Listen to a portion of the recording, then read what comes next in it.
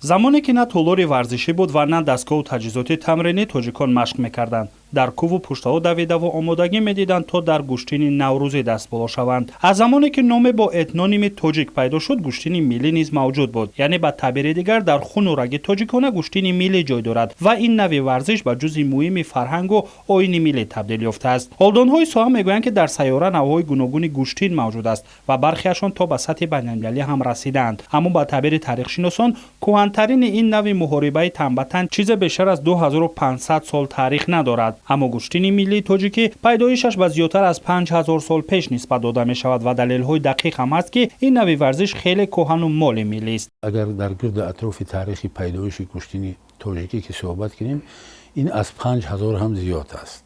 яъне ки буд аз пайдоиши инсон сар карда барои пайдо намудани як қути лоямуд инсонҳо гӯштигирӣ мекарданд, яке қад ба қад мегирифтанд, ба одӣ карда гӯем.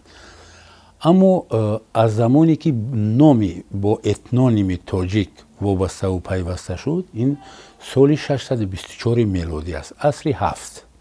аллакай асри 7 гӯштингирӣ, яъне гӯштини тоҷикӣ мавҷуд буд ва дар сангнавиштаҳое ки дар яковланги Афғонистон ба даст омаданд, ин чизҳо имрӯзам ки дар осорхонаҳо вомехӯрем. варзишшиносон мегӯянд ки аз давраи пайдоишаш гӯштини миллӣ хусусияту вижагиҳоеро бо худ дошт ки ягон нави дигари муҳорибаҳои танбатан надоранд. усулҳои аҷоибе ҳамсони тахтапушту сари севчӣ ва сагҳалуку боз даҳои дигар аз ҳамин давраҳо то ба имрӯз расидаанд. бештар аз ин шеваи гӯштингирии миллӣ аз дигар навъҳои муҳорибаҳои танбатан тафовут дошта, ягона риштаи варзишест ки дар он терминологияи мусовӣ мавҷуд нест. новобаста аз вақту давомнокӣ бояд як нафар ғолиб ояду дастболо шавад. аз ин рӯ варзишгарон ба гӯштини миллӣ унвони муҳорибаи хислати мардонадоштагиро низ нисбат додаанд.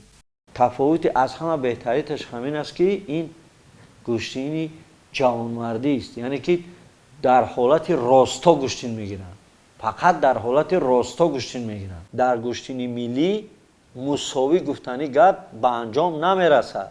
як нафар бояд ки бартарӣ дошта бошад, яъне ки ғолиб бояд бошад. агар ин набошад, пас мо ин ҳичи нест. дар мо мусобиқа ё ин ки вохӯриҳои тасаллобахш нест.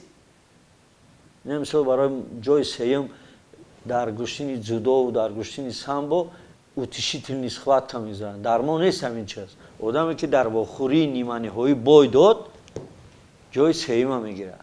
далели он ки дар 50 асари шоҳнома гӯштингирӣ дарҷ гардидааст, шояд басанда бошад ки таъссуроте дар бораи таърихи мавҷудияти гӯштингирӣ пайдо гардад. муҳимтар аз ҳама гӯштингирӣ ягона нави варзишест ки ба номи миллат пайваст аст ва далели раднопазир ҳам ҳаст ки ниёгони мо аз азал қавитану варзишдӯстдор буданд. ягона гӯштине ки бо номи миллат пайваставу вобаста аст, гӯштини тоҷикӣ аст, гӯштингирӣ аст ва мо ҳам ифтихор дорем, ҳам фахр мекунем, зеро муаррифгари миллати тоҷик, муаррифгари рақами яки миллати тоҷик ҳамин намуди гӯштингирии тоҷикӣ аст ки бо номи тоҷик вобастау пайваста аст. ин бисёр як ифтихори бузург аст барои миллати тоҷик. вобаста ба минтақа, мавқеъ ва ҷуғрофиё шаклу мазмуншона тағйир ёфтаанд. аммо гӯштини тоҷикӣ аз омадшуди ба дунё омаданаш як чизи аз ҳама муҳим дорад ки дар дигар гӯштинҳо нест. варзише ки як ҷузъи оину русуми миллиро аз азал ташкил медоду ба фарҳанги волои мардонагиву шуҷоатмандӣ табдил ёфтааст, дар ин замон ва дар даврае ки дигар арзишҳои миллию моҳияти башариро ба худ касб карданд, мақоми байналмилалӣ гирифт. акнун моле ки тоҷиконаву миллӣ буд, барои тамоми сайёра ба мерос монд.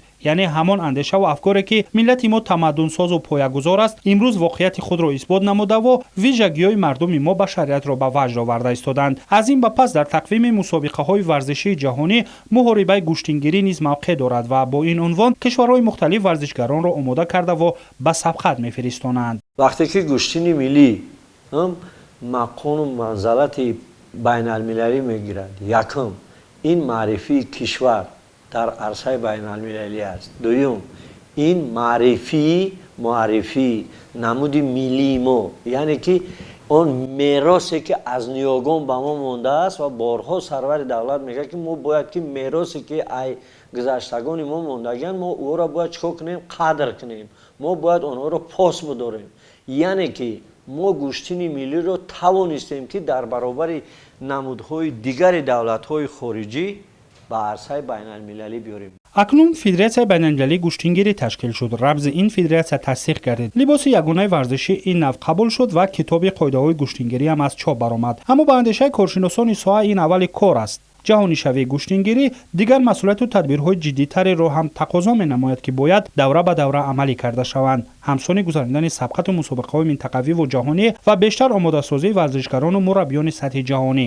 аз он ки таҷрибаву замина барои расидан ба ин ҳадафҳо ҳаст, нақшаҳо малакаи рӯи дастанд ва минбаъд сабқатҳои гӯштингирӣ ҳамчун шиносномаи миллӣ бо унвони мақоми байналмилалӣ дар саросари ҷаҳон баргузор хоҳад гашт.